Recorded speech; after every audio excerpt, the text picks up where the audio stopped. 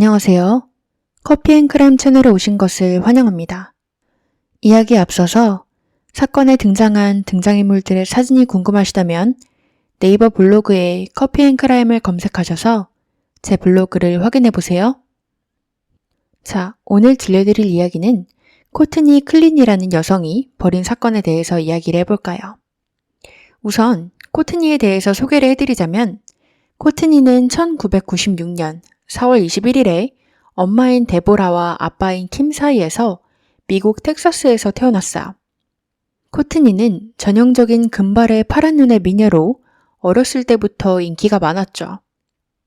고등학교 때 그녀는 모델 일과 연기 일을 병행하며 학업에 집중하기보다는 연예계 쪽의 꿈을 가지고 그쪽으로 활동을 하기 시작했지만 모델 일을 가끔 하던 코트니는 외모에 신경을 많이 쓰기 시작하면서 끊임없이 다이어트를 하고 운동에 빠지기 시작했어요. 코트니는 대학에 진학하긴 했지만 역시나 공부는 자기의 길이 아니라는 걸 깨닫고 1년 만에 자퇴를 하고 운동 강사가 되게 되죠. 코트니는 언젠가 자신의 헬스장을 여는 게 꿈이었다고요. 코트니는 사실 인스타그램 피트니스 인플루언서로 활동하기도 했는데요. 보디빌더 대회에도 나가면서 금방 유명해졌고 LA에 있는 유명인들도 많이 다니는 헬스장인 골드짐에서 만드는 유튜브 비디오에 초청도 받아서 유튜브를 같이 촬영하기도 했어요. 이 골드짐이라는 헬스장은 키아누 리브스, 아놀드 슈왈제네거도 다니는 유명한 헬스장이었죠. 코트니는 겨우 20살의 나이로 이런 유명 헬스장에서 협업 제의도 받고 잘 나가는 듯 했지만 사실 동시에 그녀는 알코올 중독 문제를 겪고 있었어요. 2018년에는 음주운전으로 교통사고를 내기도 했었죠. 그러던 그녀는 2019년 크리스찬이라는 남성을 만나게 됩니다. 크리스찬은 나이지리아계 미국인이었고 그 또한 텍사스 출신이었어요. 그의 주변인들은 그를 항상 분위기 메이커라고 말하며 모두들 크리스찬이랑 있으면 좋은 시간을 보냈다고요. 얼굴에는 항상 미소가 가득했었죠. 이들은 그렇게 2019년부터 사귀게 됐는데 2020년 코로나가 닥치면서 코트니는 일을 더 이상 할 수가 없었습니다. 그래서 이때 당시 미국에 유행했던 돈벌이가 있었는데 그것은 올리팬즈라는 웹사이트에서 자신의 누드 사진을 팔고 돈을 버는 것이었어. 코트니는 이 기회를 놓치지 않고 자신 또한 올리팬즈 계정을 시작하게 됩니다. 코트니는 정말 빠르게 유명해졌고 이것을 하며 한 달에 하나로 3천만 원이 넘는 돈을 벌기 시작했어요. 1년에는 100만 달러가 넘는 돈을 벌었죠. 그렇게 코트니는 남자친구보다 훨씬 더 돈을 잘 벌게 됐어요. 하지만 이렇게 돈을 잘 버는데도 코로나 때문에 집에서 계속 갇혀 있어야 됐던 이들의 연인 관계는 잘 흘러가지 않았습니다. 아무래도 하루 종일 붙어 있다 보니까 자주 싸우기 시작했어요. 그들이 자주 싸운다는 사실을 주변인들과 이웃들도 알아차리기 시작했고요.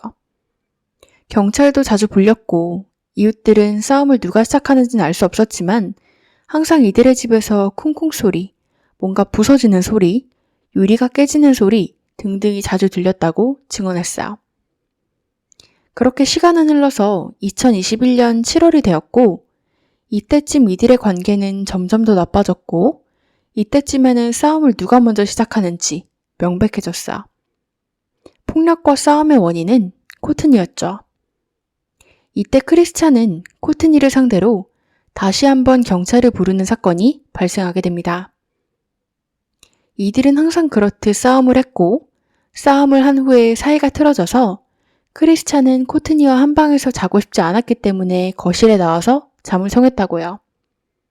그런데 한밤중에 코트니가 크리스찬을 깨우며 다시 방에 와서 같이 자자고 요청을 했고 아직 전의 싸움으로 기분이 다 풀리지 않았고 피곤했던 크리스찬은 아침에 다시 얘기하자고 오늘만은 거실에서 자게 해달라고 말을 했지만 여기에 기분이 다시 상한 코트니는 유리컵으로 냅다 크리스찬을 내려치기 시작했대요. 그렇게 해서 경찰에 신고가 들어간 것이었어요. 하지만 크리스찬은 소송을 취하했기 때문에 코트니에게는 이번 일로 별다른 조치가 취해지지 않았고 이들의 관계는 날이 갈수록 안 좋아졌습니다. 그리고 이들은 관계가 점점 안 좋아지다 보니까 새로운 환경으로 가서 새 시작을 하면 나아질 거라고 믿고 이들은 텍사스를 떠나서 플로리다에 있는 마이애미에 있는 럭셔리한 아파트로 이사를 가게 돼요. 하지만 예상하셨듯 이들의 관계는 나아지지 않았고 이들의 새로운 이웃들은 이들이 싸우는 소리를 매일같이 들어야 했어요. 그리고 이들은 코트니가 크리스찬을 집 밖으로 내쫓고 며칠 후에 다시 들어오는 모습을 자주 목격하게 돼요. 2022년 4월 3일, 크리스찬과 코트니는 아침에 강아지들이랑 놀면서 시간을 보내다가 1시쯤에 크리스찬은 강아지들을 산책시키러 밖으로 나갔고 그동안 코트니는 인스타그램 라이브를 켜서 팬들과 소통하는 시간을 가지게 돼요. 그리고 크리스찬이 산책을 마치고 서브웨이에서 코트니가 먹을 샌드위치를 사왔기 때문에 코트니는 이제 그만 샌드위치를 먹으러 라이브를 끄고 나가겠다고 팬들에게 인사를 하고 라이브를 마치게 됩니다. 그런데 그 라이브가 꺼진 지 30분 만에 경찰이 이들의 집으로 찾아오게 될 것이라는 것을 팬들은 예상이나 했을까요? 이 신고는 코트니가 직접 한 것으로 코트니는 자신이 자기 남자친구를 찔렀다고 신고를 했고 경찰이 전화를 받았을 때 크리스찬은 아직 살아 있었다고요. 뒤에서 자신이 죽을 것 같다고 팔에 감각이 없다고 하는 것이 들렸죠. 사실 코트니 말고도 이미 이들이 일으킨 소동으로 이웃들 또한 경찰에 신고를 한 상태였어요. 경찰이 현장에 도착했을 때 코트니는 피범벅인 상태였다고 합니다. 그녀의 흰 바지는 빨갛게 물들어 있었고 금발머리도 빨갛게 물들어 있었어요. 온 집안도 피범벅이었고요. 또 현장에서는 마치 코트니가 크리스찬을 질질 끌고 방마다 옮겨다닌 것 같은 끌린 자국도 있었습니다. 그리고 사실 코트니는 경찰에게 전화하기 전에 자신의 엄마랑 통화 기록이 있었고 경찰이 도착한 직후 엄마가 보낸 문자에는 경찰에게는 자기 방어였다고 말해. 경찰이 네 말을 믿을 거야. 그리고 변호사가 오기 전까지는 다른 말은 절대 하지 말고 라는 문자가 있었기 때문에 코트니의 엄마 또한 후에 경찰에게 취조를 받게 돼요. 경찰이 코트니의 엄마에게 통화로 무슨 말을 했냐고 묻자 엄마는 기억이 잘 나지 않지만 코트니가 크리스찬에게 거짓말을 했다고 소리치는 걸 들었다고 했어요. 하지만 문자의 내용을 보면 알 수 있듯 코트니의 엄마는 저것보다 더 많은 사실을 알고 있는 게 분명했어요. 그리고 코트니의 취조가 시작되었습니다. 코트니는 자신과 크리스찬이 서로 엄청 사랑하는 사이였다고, 사이도 매우 좋았다고 했어요. 하지만 경찰이 크리스찬에 대해서 더 자세히 질문을 하자 말이 막히기 시작했는데요. 이들은 2년이나 넘게 연애를 해왔으면서 코트니는 경찰이 크리스찬의 가족에 대해서 묻자 아는 것이 전혀 없는 듯 했어요. 그가 워낙 자신의 가족에 대해서 이야기를 하지 않는다고 말이죠. 그리고 크리스찬의 엄마를 4번이나 만나보긴 했지만 크리스찬의 엄마 이름조차 몰랐고요. 미국은 어머님이라고 부르는 것도 아닌 이름으로 서로를 부르는 문화인데 이름조차 모른다니 얼마나 무관심했던 걸까요? 코트니는 자신들이 가끔씩 싸울 때도 있었지만 서로 더 큰 집으로 이사를 가서 강아지를 한 마리 더 입양할 계획도 있었다고 그들이 좋은 관계를 가졌다는 걸 강조했어요. 그리고 코트니는 자신의 강아지들을 봐야 된다고 밥을 줘야 된다고 경찰에게 부탁을 했고 경찰들은 이미 자신들이 강아지를 돌볼 사람을 구했다고 말을 하자 그럼 크리스찬을 보여달라고 그제서야 크리스찬에 대해서 물어보기 시작했어요. 하지만 아직 취조가 끝나지 않았기 때문에 경찰은 그럴 수 없다고 답했습니다. 그리고 코트니는 사건 당일 무슨 일이 있었는지 털어놓게 되죠. 사건 당일 평소와 다름없이 하루가 시작되었다고 했어요. 강아지들이랑 놀고 1시쯤 크리스찬이 강아지들 산책을 나갔다고 했어요. 그리고 크리스찬이 서브웨이에서 샌드위치를 포장해 와서 자신의 인스타그램 라이브를 껐고 이들은 같이 샌드위치를 먹으며 대화를 했다고 해요.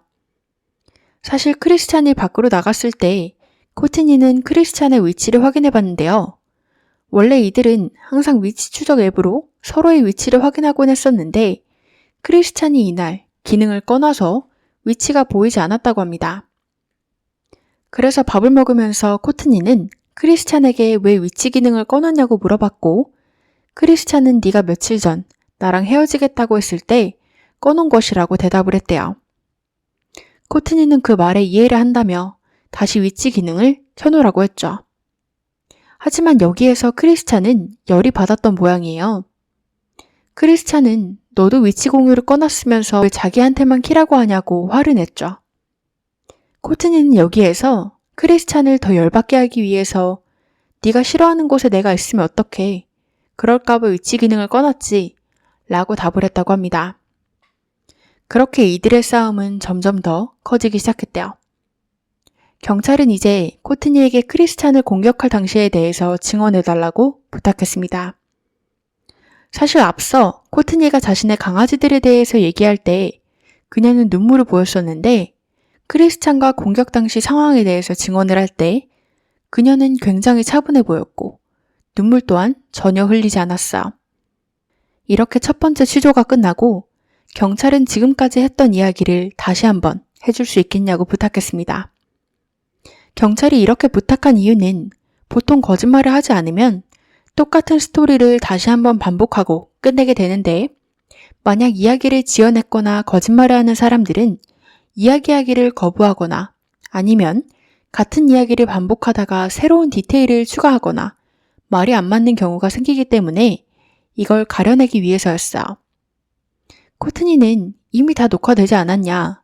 왜 자신이 이야기를 2번이나 반복해야 되냐? 처음에는 거부를 했습니다. 그리고 결국 2번째 진술을 하게 되는데요. 이번에 새로운 디테일이 추가가 됐어요. 우선 코트니는 사건 일주일 전 자신이 사실 크리스찬이랑 헤어졌었다고 말을 하게 됩니다. 그리고 자신의 엄마가 이별한 자신을 달래주고 돌봐주러 6일간 자신의 집에서 머물렀다고 했죠. 그리고 엄마가 떠나고 사건 2일 전인 4월 1일 크리스찬이 다시 집으로 찾아왔고 이 커플은 대화를 나눴다고요. 그리고 이들은 가스라이팅 하지 않기, 폭력 행사하지 않기 등등을 조건으로 다시 재회를 했다고 했죠. 크리스찬이 다시 집으로 돌아오자 코트니는 날아갈 것처럼 행복했다고 해요. 그리고 그 후에는 자신이 뭐라고 경찰에게 압수했었는지 잘 기억이 나지 않는지 크게 포괄적으로 진술을 하기 시작했어요. 그리고 경찰이 디테일에 대해서 질문을 하면 기억이 나지 않는다거나 모른다고 답하기만 했죠. 또 자신이 크리스찬을 찌른 부분에 대해서 진술을 할 때 그녀는 사실 칼을 잡은 이유가 크리스찬을 겁을 주기 위해서였다고 했어. 겁을 주고 싶었던 이유는 크리스찬이 자신을 공격할까봐 여서라고 했죠. 또한 앞서 진술에서는 크리스찬이 자신의 손을 잡고 벽으로 밀치고 위협적으로 굴어서 공격을 했다고 했었는데 이번 진술에서는 말다툼을 하다가 크리스찬이 자신 쪽으로 걸어오길래 자신을 공격할까봐 칼을 들었다고 말이 바뀌었어요. 그리고 제일 어이없었던 진술은 자신이 크리스찬을 칼로 찌른 게 아니고 자신 쪽으로 걸어오길래 무서워서 칼을 던졌는데 그 칼이 크리스찬의 몸에 7cm가 되는 깊이로 박혀서 피를 흘리며 죽은 것이라고 말했어. 이 말을 정말 경찰이 믿을 것이라고 생각했다는 게 놀라워요. 그리고 그 후에 자신은 어떻게 해야 될지 몰라서 엄마에게 전화를 한 것이라고 했죠. 그때 크리스찬은 뒤에서 빨리 경찰에 신고를 하고 지혈을 해달라고 부탁했다고 합니다. 그리고 자신은 지혈을 할 만한 것을 찾기 위해서 크리스찬을 끌고 방마다 돌아다니며 지혈할 만한 것을 같이 찾았다고 했어. 그런데 이 취조가 진행되는 동안 안타깝게도 크리스찬은 병원에서 사망하고 말았습니다. 그리고 그의 부검이 바로 진행되었죠. 우선 그의 상처들은 가까운 거리에서 위에서 밑으로 내려 찍어진 상처들이었습니다. 당연히 코트니가 주장한 대로 칼을 던져서 찍힌 상처가 아니었어요. 그럼에도 불구하고 잡힌 지 72시간 후 코트니는 어떠한 혐의도 받지 않은 채 풀려나게 돼요. 좋은 변호사를 선임했었기 때문이었죠. 이걸로 경찰들은 엄청난 비난을 받게 돼요. 어떻게 살인자를 어떠한 혐의도 없이 세상에 풀어줄 수 있냐고 말이죠.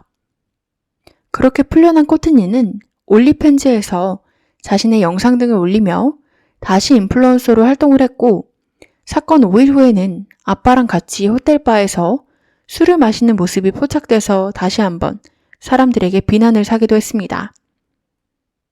호텔바에서 그녀를 알아본 한 손님은 어떻게 남자친구를 죽이고 아무렇지도 않게 술을 마시러 나오냐고 그 자리에서 비난을 했고, 코트니는 그 자리를 뜨며 남자친구가 날 먼저 죽이려고 했거든?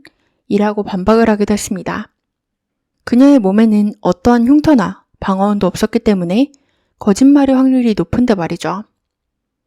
하지만 그녀의 변호팀에서는 코트니가 굉장한 죄책감을 가지고 있다고 매일매일 울고 있다며 엄풀을 했어요. 하지만 이렇게 그녀가 풀려난 도중에도 증거들은 수집되고 있었는데요.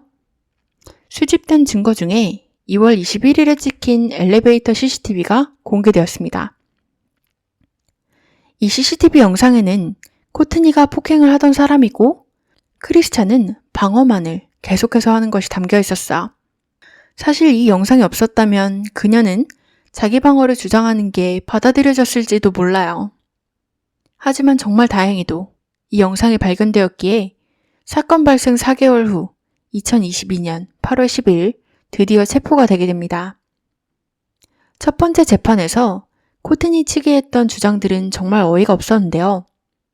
이들은 계속해서 아직도 자기 방어를 주장했고, 코트니의 변호팀은 사실 이들이 살던 집이 코트니의 명의로 되어 있었고 크리스찬은 집 계약서에 없었기 때문에 따져보면 크리스찬이 코트니의 집에 동의 없이 무단 침입을 한 것이라고, 그것은 범죄라고 주장을 했어. 또 올리팬즈 소개글에 텍사스 출신, 마이애미로 이사옴, 강아지 2마리랑 살고 있음 이라고 써 있었는데, 그걸 가지고 변호팀들은 사실 이때 코트니와 크리스찬은 사귀는 사이도 아니었다고 주장을 했어. 하지만 사실 올리팬즈는 성적인 콘텐츠를 다루는 곳이기 때문에 보통은 남자친구가 있어도 없다고 속이는 게 기본이기 때문에 이 주장은 받아들여지지 않았죠. 그리고 그녀가 평소에 폭력적이었다는 많은 추가 증거들이 나왔어요. 사실 코트니가 감옥에서 재판을 기다리는 동안 그녀가 인플루언서였기 때문에 이 사건은 큰 주목을 받았고, 그녀의 올리팬즈 계정도 큰 주목을 받아서 그녀가 감옥에 있는 동안만 벌어들인 돈이 20억이 넘는다고 합니다. 그리고 그 돈으로 코트니는 자신의 부모님 집 근처에 큰 저택도 구입하며 벌써 바깥에서의 삶을 계획하는 듯한 모습에 사람들은 다시 한번 분노했어요. 2024년인 지금까지 그녀는 감옥에서 최종 재판을 기다리고 있습니다. 그녀는 과연 어떤 판결을 받게 될까요? 개인적으로 이번 사건만큼은 그녀가 꼭 죗값을 받아서 지금까지 모아온 돈으로 밖에서 호의호식하면서 살지 않았으면 좋겠습니다. 그리고 다행히도 현재는 올리팬즈 측에서 그녀의 계정을 비활성화했기 때문에 그녀는 더 이상 올리팬즈를 통해서 돈을 벌 수 없다고 해요. 여러분들은 이 사건에 대해서 어떻게 생각하시나요? 여러분들의 의견 댓글로 많이 남겨주세요.